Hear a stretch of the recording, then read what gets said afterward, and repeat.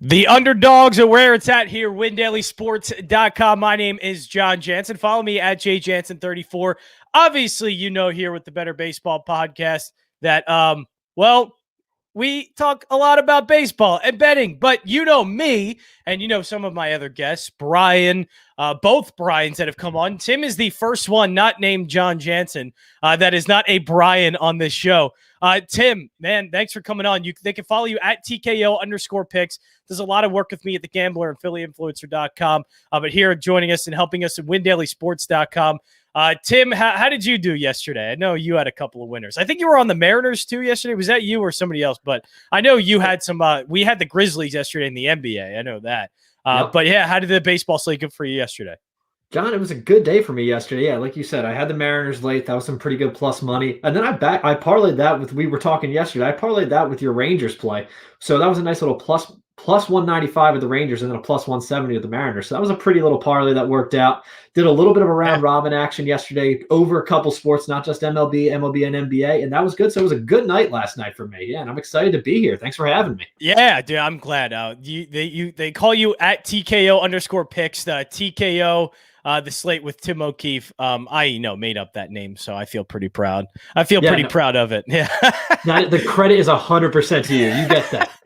But yeah, man, I can't wait to go over the slate. And first of all, I want to start with the fact that it is just for DFS purposes, it is a 13-game slate on the main one for DFS, which is a lot. I don't want to go straight to the 10 o'clock game because that's where I want to go because that's the real interesting one. But I think where we do get into some interesting pitching matchups, I think first one that kind of jumps out to me, Dodgers, Mariners, obviously Marco Gonzalez, Julio Urias, I would lean Dodgers there, and I don't expect them to lose 2 in a row.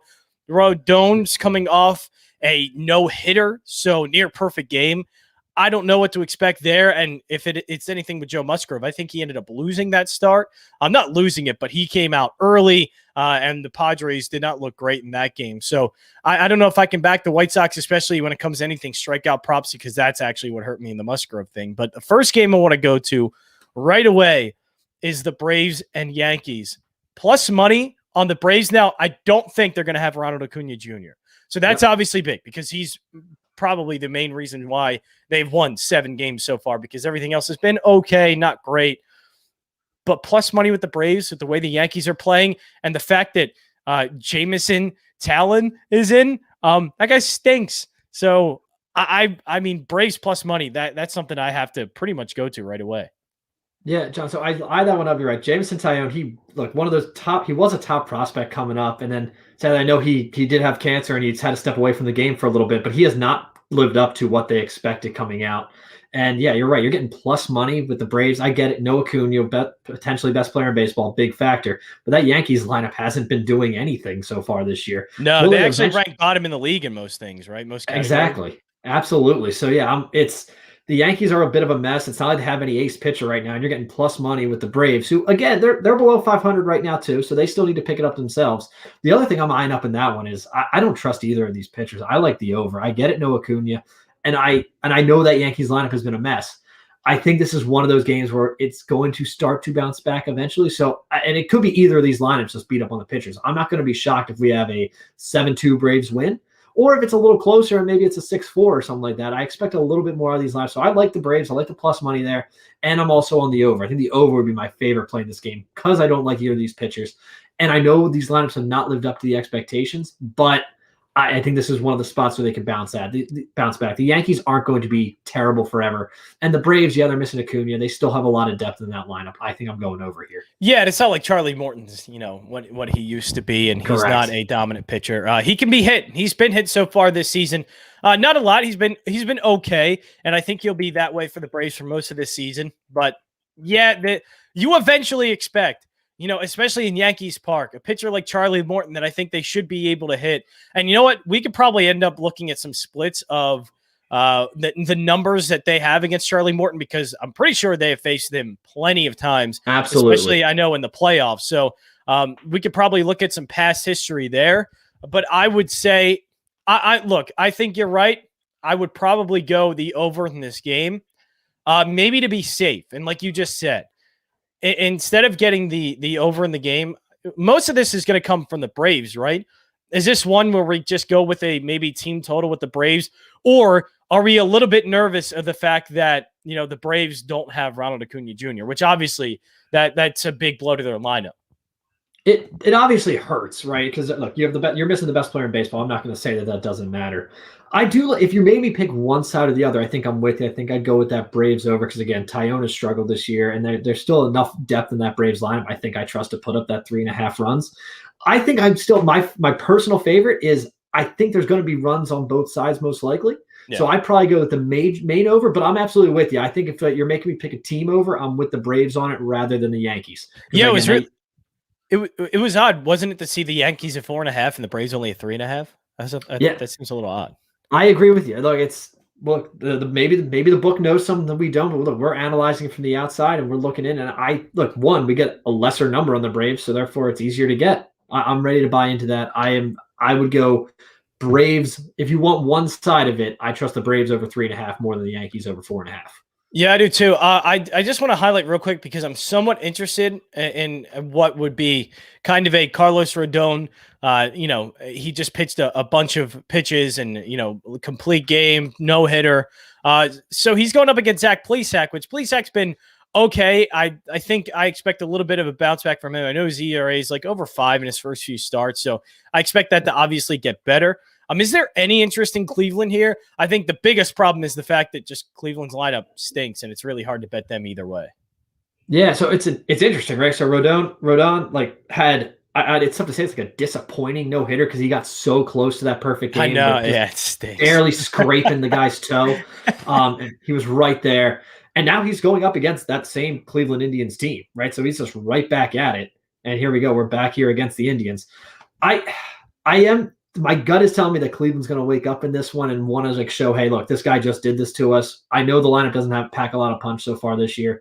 I think I'm leaning in because it's Cleveland lineup wants to bounce back against Carlos Rodon, and Zach Plesac is a much better pitcher than what he's showing so far. Yeah, I think so. Right now. Yeah. So I'm expecting that bounce back. I like Cleveland here. They're at home. I like that Cleveland bounce back spot. I'm not even saying Rodon gets lit up, but he's not throwing a no hitter again. He's going to let up some runs. Yeah, I completely agree. A pitching matchup that I think some, and we won't go through every game of the slate, but in one of the pitching matchups, I think that just is so interesting is Gallen and Castillo, because you would say, hey, both talented, both good. But the thing is, Castillo's actually been kind of awful this season. Yeah. You expect that positive regression at some point. Like you said with Plesac, like you don't expect him to pitch the way that he has this season. It's the same thing with Castillo for me, but is this the game to bet on it? And at minus 143, like to me, that would be no. Obviously, the lineup for the Diamondbacks, this would be the spot you think Castillo would get it right. I just don't know if I'm paying that price to figure it out, so to speak. Yeah, so this was one of the games I was kind of excited for when we were looking back yesterday. I'm prepping for the slate before the lines all come out.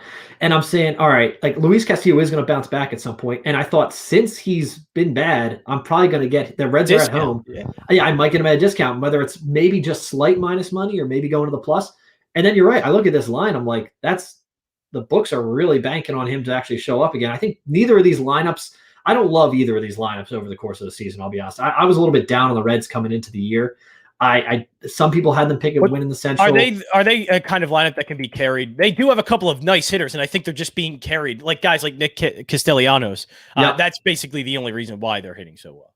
Yeah, and the other, I completely agree. They have a couple good bats, and there's not a ton of depth there. And also, the other thing we have to monitor, I know Castellanos' appeal just got declined yesterday. So is he? I have to double check. I haven't seen. Does that begin tonight? I would have to double check. I'm not sure when it begins. I think it does begin tonight, though. Yeah, so I to say, I think it does. I agree. It does begin tonight. Yep. Perfect. Okay, so we have to that's now the best bat in that Reds lineup is out, and you're still having them at a minus 143 with a pitcher who obviously has a lot of talent, but has been struggling this year. Against the Diamondbacks lineup, I don't love either, but that's one of their best young arms on the mound who's had success early. I'm getting pretty good plus money on the Diamondbacks. I'm definitely not betting the Reds. Let me say it that way. Right. I was expecting to, like I said, when we were coming into today, I thought, oh, this might be a good pick on the slate because I might be getting plus money with the Reds at home with Castillo. That's not the case. It's the Diamondbacks that are the plus money. I'm not betting the Reds at minus 143. Too big, no juice there for especially what their value should be. Diamondbacks, I might back it. It's good. It's good value there. I was about to say, is it to the point now where we're getting good enough value? And take out the variables, a full game, bullpen, all of that. If I just want to bet Gallen, isn't this the way to do it? Plus 130 on the money line. It's actually, you're right. I wasn't looking to bet the Diamondbacks at all because I don't like their lineup. And I don't think they've really been playing that well. They're 6-10 this season. They got a win against Washington 5-2 in their last game. But other than that, they have not been very good. Their lineup has not been great. So they have to try and out-hit a lineup that's been good. But dealing without their best hitter, I think you're actually now getting enough value, I think, out of the Diamondbacks and Gallen that at plus 130, I'm taking a shot at least first 5 on the money line. That Gallen can cruise 5 innings, and I at least get, look, maybe not a complete blow up from Luis Castillo, but maybe a couple of runs here. And you know what? It's even worth taking a shot, right? Just because of how Castillo's look. Take a shot on plus 130, especially if you have a good pitcher to back in Gallen.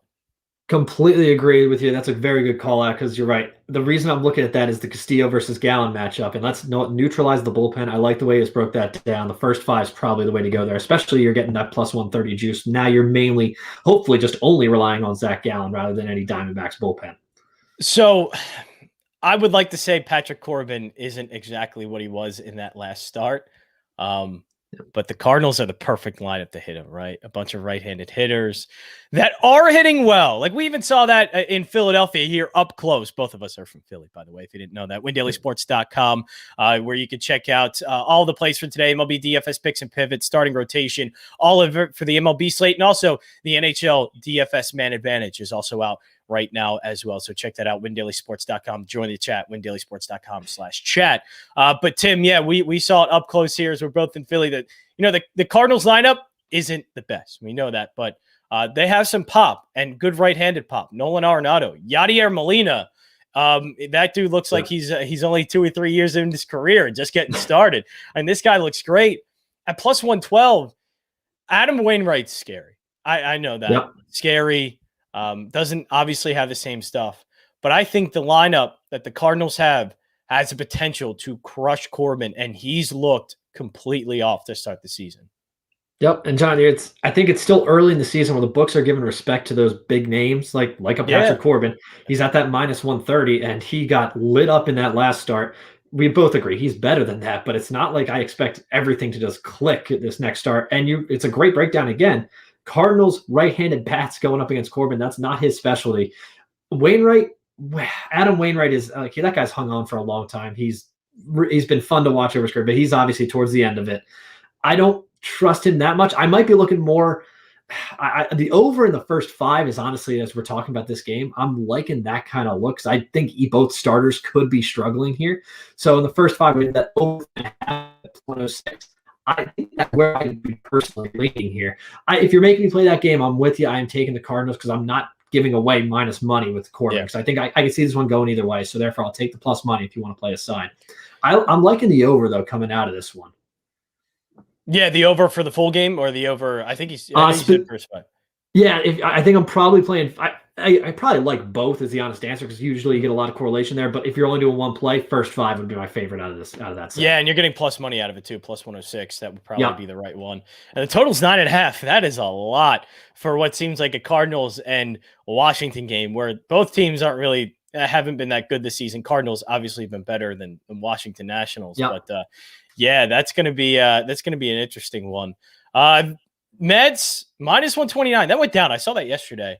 Minus 129 against the Cubs. I've been picking on the Cubs a lot, and Jake Arrieta has been so far so decent, I guess. But does that change? I know, again, we've seen what he's looked like up close and personal as of late. They're 2-1 with Jake Arrieta on the mound with a 3.18 ERA.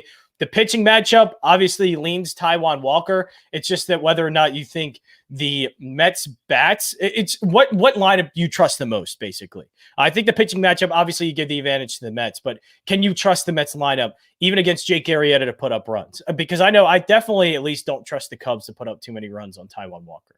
Yep. So starting off, going back with Arrieta for 1 second. Yes, he's had a good start to this season, but those 2 wins, they're both against Pittsburgh, and we know Pittsburgh's towards the bottom of this league. So Oh, Look, and I'll be honest, I did a little for my fantasy plays. I used him early in the season because I'm like, you know what? He's coming home to Chicago. He'll probably start his first 2 starts are against Pittsburgh. He's done great. So in a weekly lineup, I played him, and with daily lineups, I was playing him. Awesome, got some value out of Jake Arrieta. That's not the Arrieta we know. This is not 2015 when he's winning the Cy Young. He is more average to really below average out there. So I'm not ready to back Arrieta. Going into each of their lineups, you're right. Both lineups here are questionable because it's obviously this pitching matchup's not a lights out pitching matchup. And that over-under is at 7.5, which is a low number. So it's interesting as we're going here. Francisco Lindor, the big $340 million man in the offseason, has batting around 130 so far. Yeah, not been hitting like it. Yeah. So and look, it'll turn around eventually, but it's an interesting matchup here. I think I'm backing the Mets. I think I'm with you because I'm not backing Arrieta against anyone besides Pittsburgh until he shows it over a longer period of time. But yeah, and look, I say the Mets lineup isn't doing that well. And I mean, do I trust them? No, but they're 7-4 this season. Yeah. Like I feel like that this line is a little too short for a team that has a good pitcher on the mound. And by the way, it was Taijuan Walker just one of the most underappreciated, just unsung signings of the offseason? Because I saw that, and it's obviously you're not signing like Marcus Stroman, who I think is good, but Taijuan Walker is like that really great. Put him into the 4 or 5 spot if you need to have him as a number 3 in a rotation. Yep. I think he's capable. I thought that was a really just underrated signing. Not that I want to sing the praises too much of the Mets, as we have a bunch of Mets fans here at WinDailySports.com, but I thought that was a great signing, and he's looked the part too. Oh, completely agree. Look, I mean, I'll speak just for the Philly side just for a quick second. Yeah, would I rather have Taijuan Walker or Matt Moore that we're dealing with here? So trust me, I appreciate that Mets signing out of there by Taijuan Walker. He's a guy that earlier in his career had a lot of potential light up stuff, and then he obviously dealt with some injury problems. But so far this year, he's being a quality starter for the Mets. And yeah, I'm ready to back the Mets there. I think that's the value they got out of having a guy like Taijuan Walker to complement their real aces in DeGrom, Marcus Stroman, like you mentioned, when Syndergaard comes back, and then to have a guy like Walker as their 4 or 5. That's a very good 4 or 5. The Mets signing there. I'm playing the Mets. I think that number's kind of deflated, if you want me to say that, because his first 2 starts against Pittsburgh, where everyone's like, "Oh, look at that ERA, it's pretty good." It's against Pittsburgh. It's not a real ERA. That's going to go back up. The Mets aren't super impressive with their lineup. They're better than Pittsburgh, so I am expecting that. Yeah, well, I think most teams are better than Pittsburgh. Yeah. I would hope the Mets are. We'll see. And it's weird because I feel like we're going through most games, and even if I really wanted to break down Hyunjin Ryu -103 against Boston, I know Boston's been doing great, but I don't know if I can back them. I feel like I'm getting a nice little discount out of Hyunjin Ryu against Eduardo Rodriguez. And look, I know the Mets or the Red Sox, are hitting and playing well and winning a lot of games, but still, I would take my chance on that. But, there's a play I sort of like there. Phillies, Giants, maybe that's the first one I don't. I actually did kind of like the Orioles. We like the Diamondbacks. There are all these plays. And, as we keep going down, I got to admit, I see the Rich Hill, Brad Keller thing. I think 2 bad pitchers. I'm going to go on a bounce back, and the team that I think is just better in the Royals, at least playing better at this point, the team at home, and looking for a little bit of a bounce back here. I actually like the Royals a little bit in this one. All right, John. No, it was bound to happen. I think we found our first real disagreement here. If I'm playing this game, I'm going to be backing Rich Hill. I know more experienced pitcher, and just overall with the teams. I know the Rays we were talking about at the beginning. The Rays are a bit of a question mark, right? Their lineup it's tough to explain how the Rays have had such success over these past 5 years. But I expect still at the end of this season that the Rays are going to be the team that is better than Kansas City. Kansas City's playing well early on, good for them. And I think their number coming into the season was around 72 wins, 73 wins. I think they're going to be better than that. I think it could be upper 70s. I think they're still below 500 team. Tampa Bay is the better team to me. I think this is a case similar to where that Red Sox game that you're just talking about, where the one team's having success early, and it's good. You want to ride the hot hand to an extent, but I think I'm ready to, this is going to balance out a little bit. And the Rays are playing about 500 ball. It's not that they've been really bad. So I'm going to back the experience. I'm going with Rich Hill here over Brad Keller. I'm not going to say it's my favorite play of the day, but if you're making me play this game, absolutely, I'm going Rich Hill and the experience over Brad Keller and the Royals. Yeah, I mean, his rainbow curve, cool, man. Great that you have this really nice looking curveball and everything. Your stuff stinks. It's very it's low velocity. It's stuff that's just ripe to get hit. I mean, the Royals haven't done well against left-handed pitching. They do have a couple of batters that can get him, though, like Whit Merrifield, Salvador Perez, both doing well to start the season, both right-handed batters, and obviously I think would be a good matchup against Rich Hill. But, yeah, I mean, Brad Keller is where you obviously have the problems and where I have the problems here too with the Royals. It's not my favorite, but I do like it. I see it and I go right away, man, I kind of like betting the Royals there with Brad Keller on the mound, minus 107. I am not a big fan of Rich Hill, and I think that this Royals lineup can bounce back and end up getting the win at home in Kansas City. And look, I don't know if anybody saw that game yesterday, but Carlos Santana in the field is like Little League status at this point. I mean, dude can't field the ball. He dropped a routine pop-up. Did you see that? Infield pop-up, dropped it, and then he picked it up to throw out the runner at second and launch that baby in the outfield, and it was glorious. It was just Carlos Santana in all of his glory, and it was pretty amazing. Any play that we can back with the Rangers Angels, because I know it's going to be a really interesting one just because Ohtani's on the mound. I liked the value yesterday in the Rangers, and a lot of big plus money bets hit, and we're going a lot of dogs here, it looks like, too, as well. The only one I think we're going as a favorite so far is the Mets out of all teams. Yep. But is it okay to back the Rangers here again? This is one now I back off, and I only say that because Ohtani's likely not going to pitch very deep into this game, probably about 4 or 5 innings. His pitch count isn't very high. So I expect him to not go deep, and then you give it up to the Angels bullpen, and it gives an opportunity for the Rangers to get some hits. But I think even as we saw yesterday, and why I might just be backing away from this is because they had a 6-0 lead, the Rangers. It should have been easy, and instead it wasn't. Like, there's nothing easy with this team. They're a bad team for a reason. They're 8-9 now, which is good, pretty good start for them. But I can't trust him. I'm not getting as much value at plus 170. I know Shohei Ohtani, that would be one I'd maybe like to pick on here as a, maybe getting too much value as an ace pitcher, and he just doesn't go deep enough in the games to warrant that. I just don't know if I could back the Rangers. It's tough. So for me personally, I know, like we just said, we both had, you called it and I backed it with the Rangers' success last night. I'm a little nervous here. It's flying too close to the sun, and I'm not going back to that well.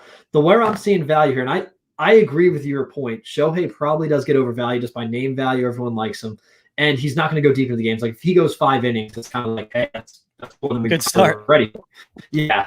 I think as we get over the course of the season, I think that could change. I'm a Shohei believer long term, but you're right. This start coming back. It seems like they're easing him. Seems like they're easing him into it. Completely agree. Yeah. So where I'm seeing value, I think the Angels lineup's a lot better than the Rangers lineup. And I still agree that Shohei is concerned. I'm looking at minus 1.5 much even money for Anaheim here. And that's where I think I'm going to go, because I'm not in the minus 200. There's too much. We talked about this on the game earlier this week. There's too much risk there. Like minus 200, you have to be so certain of it, and I'm not that certain. But giving a 1.5, now I'm getting here even money. And look, could I get bitten? It's a 1-run game, of course, but most games don't end by 1 run. I think that's where I'm going for my money with the Angels. And Shohei is concerned. I think the Angels line is better. Yeah, I think minus 1.5 is good. We are having a little bit of a connection issue, but that's all right. But yeah, minus 1.5. I think, I'm with you on the run line here. I think if anything, I do think the Angels offense is going to get going a little bit. I bet against them yesterday. I thought Arihara would be a nice pitcher to maybe cruise through that lineup a few times, and he did. Yeah. But I like the run line. That's a good one. And last one I want to go to, and we'll just do it real quick because I think we are having a little bit of audio issues. Corbin Burns. How about instead of the audio, give me a little. Oh, I think the audio is back. But Corbin Burns, real quick, are we backing him tonight against the Padres? I know the strikeout prop is going to be interesting because the Padres don't strike out a lot. I would still, it just depends on how much value I'm getting out of it. Look, if it's an 8.5 strikeout prop and it's like minus 130 or something like that, hell no. I'm not going anywhere near it. But if it's 8.5 and I'm getting even or plus money, I'm going to take my chance on Burns to do that because he's been doing it all season. I don't care. Like, look at Jacob deGrom in Coors Field. And I think our guy Brian mentioned it, or Adam, which you could check out the MLB DFS picks and pivots, starting rotation articles. But, Jacob deGrom was in Coors Field and everything you expect out of Coors Field. well, it doesn't come true when a pitcher like Jacob deGrom's on the mound because he's just so good. Corbin Burnes is that kind of pitcher. I think he's so good that even though the Padres don't strike out a lot and don't strike out a lot to right-handed pitchers, this is the kind of pitcher that it just doesn't really matter against. Now, are you going to back them knowing Chris Paddock on the mound? He's been okay to start the season. Basically, dating back to last season, after his rookie year, really has never kind of found his way again. It's been a really rocky road, I think, is the best way to put it for Chris Paddock. There has been some good games, but a lot of bad in there too, and just never has looked quite as consistent as his rookie year. I think backing Burnes here, look, I backed Woodruff last night because that was plus money that I thought should not have been there. At least plus 133 seemed a little ridiculous. This one, it's at about even money. Burnes would be the guy to back here. Now, if you look at first five, I don't think you're going to get much value out of the Brewers here. Yeah, money line first five, minus 122, minus 110. So it's not really that much value. I think full game, why not, right? No, I'm willing to buy it. Honestly, like when we look at the Brewers, you just said Woodruff, very good pitcher, Burnes, very good pitcher. Those are two guys that really fly under the radar, I think, on the national scene. You just don't hear as much love for them when you're looking through it. Going back to your Paddock point, Paddock set the world on fire when he came up as a rookie. I remember you're in dynasty leagues. You're in dynasty leagues. You're like, man, this guy's first 5 starts, I'm in. Sell the farm for him. And now he's not terrible, but he has not been nearly what he was touted after those first couple sets. I agree. I'm liking the value there with the Brewers at minus 103, near even money. And you're right. I'm just going to take the juice overall. What it's telling us is they're trusting San Diego's bullpen more than Milwaukee's, which I think is probably justified early on in the season from what I've seen personally. But look, the Brewers are a decent team. They're going to win some games. I'm ready to buy into them at minus 103 with Burnes on the hill. They got the better pitching matchup, and their lineup. San Diego's got the better lineup. But it's not like it's an absolute disaster there in Milwaukee like some of the other teams. Milwaukee's a decent lineup. So, I'm with you. I think I'm backing the Brewers here. Nice. All right, here we go. Here's what we're going for today. I think we're mostly just backing Braves. Money line, also the over 8.5 for the Braves-Yankees game. Cleveland, I think we're going to take a shot here on Rodon not pitching as well. Couple runs, and we're basically capitalizing maybe on a Zach Plesac bounce back. The Diamondbacks, first 5 plus 130. I think you're actually getting the better pitcher in Gallen, and it's too high price for Luis Castillo, which bounce back against that Diamondbacks lineup, absolutely. I think that can happen, but I'm not also paying it at that price, and it's actually a good enough price for the Diamondbacks for me to take a chance on actually Luis Castillo not bouncing back. The Cardinals, they're plus 112, I think, on the money line. We're going to take that. Actually, let's take the over 5.5 out. Plus 112 against Patrick Corbin. This is one that could get out of hand a little bit quickly. Again, right-handed bats for the Cardinals looking good. I think Mets are going to take a chance on it, minus 129 against a bad Cubs team, bad Cubs lineup. And I think that Taijuan Walker is just a better pitcher in this matchup, and minus 129 is not a bad price to pay. And let's take out the Rangers. And you see there, you like the run line, minus 105, 1.5 favorite on the run line. I actually might have to agree with you there. What we saw from the Rangers, look, I bet it because I thought they would have a chance to win, and they did. But I will also admit it maybe was a little bit fluky and not great. I didn't like what I saw from the Rangers at all. I'm glad I cashed. Yep. I did it for a reason, plus 195. But here, the Angels seem like a good play, and I really like that one. Brewers, we're not going first 5 money line because you're not getting enough value, but minus 103 with Corbin Burnes on the mound. Take your chance. I know the Brewers lineup, they've been a little shaky to start, but they're going up against the Padres, who also haven't been that great, and the Brewers have a clear advantage in the pitching matchup. And when their lineups are basically, would you say they're about even at this point with the way both of them have played? I think the Brewers and Padres. Padres have a little bit more pop, sure, talented players, but it's not been great. So I think you can back the Brewers here with Burnes on the mound, and I think you're getting a little bit of value out of that. So those are our plays for today. There are a lot, but I think, and I want to ask you a little bit more, just, finishing thoughts with that Burnes game, because that's what I really like. So that one for sure. The Brewers lineup doesn't scare you at all. They can't give him any run support because that's been a little bit of a problem to begin the season, but I think just the Padres lineup is pretty much not even, but it's not that much better than the Brewers for me to not back the Brewers at, even money, basically. No, I'm backing you because look, the Padres have the bigger names, right? You got Machado, you got Fernando Tatis Jr. Those are the two biggest names in that lineup, but Tatis Jr. has been a bit of a mess to start this year. Another huge contract in the offseason that's not performing. And when I look at him, I am nervous that there's an injury there because we know he had the shoulder dislocation, I believe, earlier in the season that then they were able to fix and get back in there. And now he came back very quick. It went from he might be out for the whole season to he was only out for maybe 5-6 days. And he just hasn't looked like himself. The other day, making multiple errors, the batting average in the 100s. He does have 2 home runs, so there's a little bit of pop there, but it's something seems off with him, and I feel like that's not been built in yet. They're still calling the Padres the better lineup here. And you're right. I think it's closer to even because guys like Tatis Jr. haven't stepped up for San Diego, who's supposed to be a huge part of that lineup. So I'm with you. I'm back in the Brewers. And, yeah, the lineups are a lot closer than people are thinking going into this. Yeah, and look, the thing is with the Padres, you can easily look at their splits and say, hey, they're better against right-handed pitching. They don't strike out as much against right-handed pitching. You look at the metrics, they're top 10 in WOBA, top 10 in runs created plus, and you can easily just go, well, the Padres then, they're going up against a right-handed pitcher. They're not, would you be saying that if they were going up against Jacob deGrom? No, we wouldn't be saying that. We would easily be backing Jacob deGrom. Well, not backing, but if the Mets were any better, we would be backing them. But the Brewers were not saying that, Burns is going to get lit up or not do as well because, the Padres, their lineup's just too good against right-handed pitching. Hell no, I'm not doing that. Corbin Burns is way too good, man. I'm not going with any of that sentiment. But the sentiment I think we both share is that was a lot of fun. Great baseball talk with my guy Tim O'Keefe. Follow him at TKO_picks. He's been doing a great job making picks. Great better, not only just NBA and or not only just Major League Baseball, but NBA as well. He does a fantastic job with. I know we cooked up a nice little Grizzlies play last night that ended up working out. Yes, we did. Went to double. We almost OT. get the money line with that too. I know. We're close. We're close. We were when a game gets a double OT, and you were getting 8 points, you picked it right. Yes, we did. So yeah, if you want to get those picks, at TKO_picks does a great job for us on the Gambler. But his first time at WinDailySports.com, and it was a great time. That is the Bettor Baseball Podcast. We'll be back tomorrow, 10:30 here, WinDailySports.com.